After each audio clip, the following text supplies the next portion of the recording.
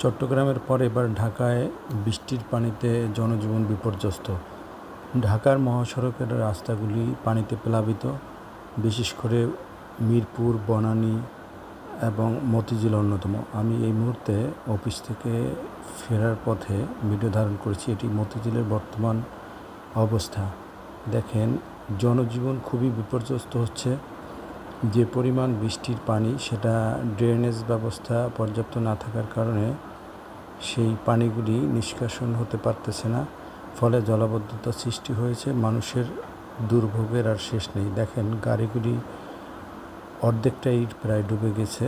জনজীবনের চরম ভোগান্তি, খুবই একটা দুর্ভোগের পরিস্থিতি তৈরি হয়েছে।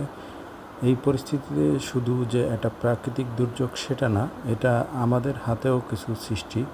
আমরা দেখা যায় ড্রেনেজ ব্যবস্থাটা সচল রাখার জন্য নিজেরা সচেতন থাকি না। অনেক সময় আমরা ময়লা আবর্জনা ফেলে ড্রেনগুলি বন্ধ করে রাখি, ফলে একটু বৃষ্টি হলেই ড্রেনের জলাবদ্ধতা দেখা দেয়, ফলে রাস্তাঘাট প্লাবিত হয়ে যায়।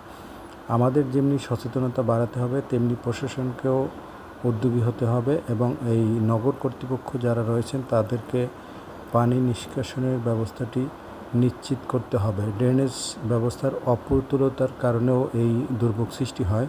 সেই বিষয়ে জনগণের ভোগান্তি লাঘবের উদ্দেশ্যে তাদের পরিকল্পনা